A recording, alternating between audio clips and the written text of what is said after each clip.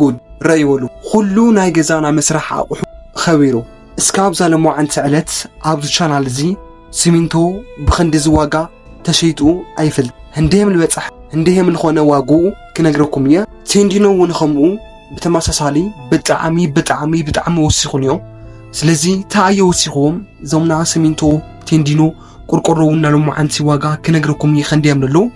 ንምስራሕ ለሓሰኹም ወይ ድማ ንምግዛእ ቀደለኩም ሰዋት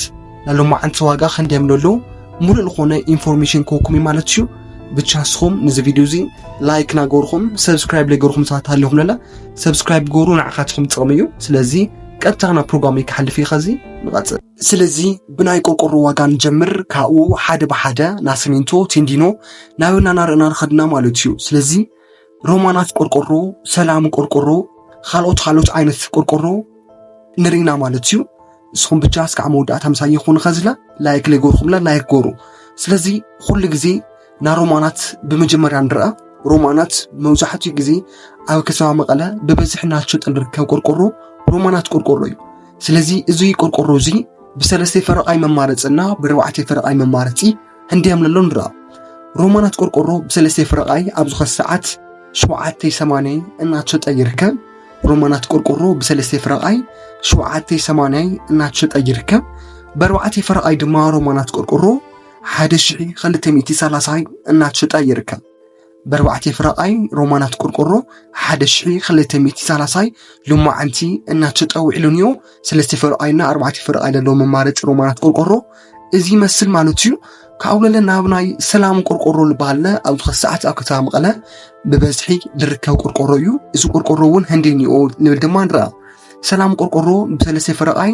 700 እናሸጠ እንትኾን ብሰለስተ ፈረቃይ 700 ቅርሺ እናሸጠ ይርከብ በርባዕተ ፈረቃይ ድማ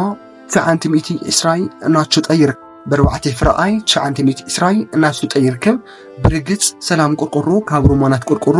ዋጉ ቀንስ ለበለ እዩ ስለዚ እዚ ዋጋ እዚ ይመስል ማለት እዩ ከዚ ቀፂለ ናብ ናይ ሲሚንቶ ዋጋ ክሕልፎ ስለዚ ሲሚንቶ ክንደይ ተትበጽሕ እዩ ክንዲ ዝለኣክል ኣደንጊጽኻ ተጠቢል ኸናኒኻ ትብል ጥያቄ ታላትኩም ገመቱ እስቲ ሲሚንቶ ከዚ 120 ነይሩ ብሰውኒ ካሮልኩም ተልኹ ካብለለ ናብ 130 ደይዋ ናቸው ጠውዕል ነይሩ ኣብ ትማል እውን ናብ 100 በጽሕ ነይሩ ሎማዓንቲ እውን ሓሊፉሱ ክንደይ በጽሑ ተትኾን ጽቡቕ 1250 ሎማዓንቲ ሲሚንቶ ናቸው ጠሉ ዓለ ዋጋ እዩ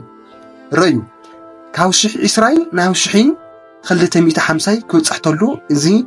ብጣዕሚ በደንገጽ ዋጋ እዩ ብፍላይ ኣብ መስራሕ ነርኩም ኮን ይኽእል እዩ ንምጅማር ኢልኩም እቅድ ሒዝኩም ነርኩም ሰዋት ብጣዕሚ መደንገጽ ዋጋ ምልኹን ኣይጠራጠሪ ስለዚ ላሎማዓንቲ ዋጋ እመኑ ይትእመኑ 1250 እናትሽጠ ውዕሉን ሲሚንቶ ማለት እዩ ስለዚ ኣብ ናጋ ቀንስ ዶ ይውስኽ ልብል ልፍለጥ ነገር ኢሊ ልተኸዘነ ሰዋት ኸዚኖም ኮን ይኽእሉ እዮም ግን ኣብ ናጋ ገበረ ተኸታተለ ፕሮግራም ከዳሊልኩም እየ ኣብ ናጋ ፕሮግራም ይውን ብዛዕባ ባጃጅ ማሃንድራ ዋጋታት ሒዘልኩም መጽያው ናጋ ፕሮግራሚ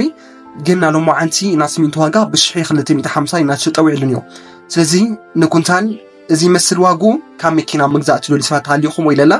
ክገዝየ ልብል ሰብ ክድፍር ልብል ሰብ ታሊ ብዙ ዋጋ እዚ መግዛእ ይኽእል ማለት እዩ ግን እዚ ዋጋ እዚ ሎማዓንቲ ሒዙ ወፅን እዩ ቅንስ ግን ንኾነ ልብል ግምት ነኒ ማለት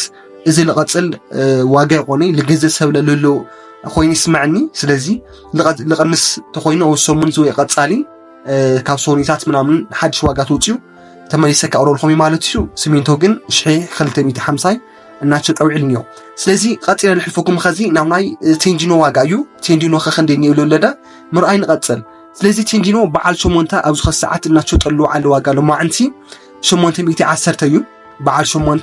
810 እናቸው ጠውዕል ነው በዓል 10 ድማ 1270 እናቸው ጠውዕል ነው በዓል 10 1270 እናቸው ጠውዕል ነው በዓል 12 ድማ 1900 እናቸው ጠውዕል ነው በዓል 12 1900 እናቸው ጠውዕል ነው በዓል 14 ድማ 2850 እናቸው ጠውዕል ነው በዓል 14 2850 እናቸው ጠውዕል ነው በዓል 16 ድማ 3650 እናቸው ጠውዕል ነው ረዩ ኣውዝለ ብጣዕሚ ዓዊ ዝኾነ ወሰኽ ዋጋ ተገይሩ ነው ኣብ ናይ ቱርኪ ቴንዲኖ ብፍላይ ኣብ ናይ ውሽጢ ዓዲ ንእሽተይ ዋጋ ለውጣት ገበረኒዮ ኣዋሽ ውሽጢ ዓዲ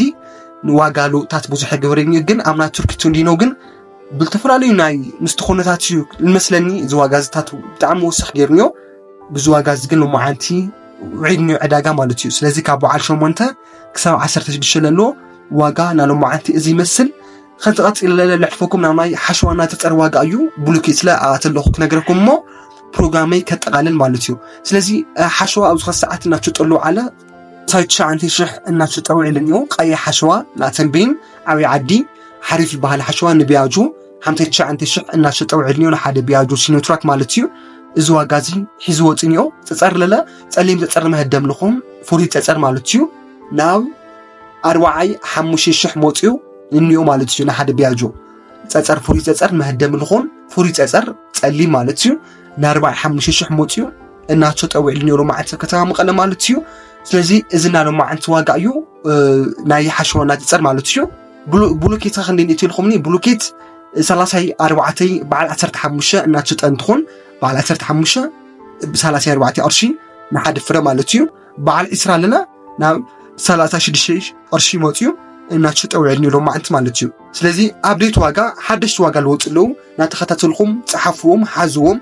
ኣብ ናጋ ፕሮግራም ይለቕረልኩም ኣብ ቀፃሊ ለቕረልኩም ለሎ ነወዳደርኩም መዓዝ ክገዝእ መዓዝ ክፀንሕ ልብል በዓልኩም ንምውሳን ክሕግዘኩም ሰልቀል ማለት እዩ ስለዚ ማይካ ቆርቆሮ ዝኸ ሰዓት ንሜትር እናትሽጠሉ ዝርከብ ዋጋ 1,100 እዩ ንሓደ ሜትሮ ማይካ ቆርቆሮ 1,100 ናይ ድርጅት መስርሒ ስቶር ማለት እዩ ዓበይቲ ስቶራት እዚ መጋዘን ዝስርሐሉ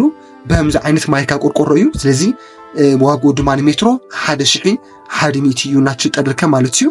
ካብለለ ንገዛና ንጥቀመሉ ቆርቆሮ ዝና ላዕሊ ከለርፉል ዝኾነ ከምዚ ዓይነት ሰማያዊ ቀይሕ ተፈላለዩ ዓይነት ቆርቆሮ ኣማራጭ ቀለም ንዮ እሱውን ብቢጫኒዮ ብሰማያዊ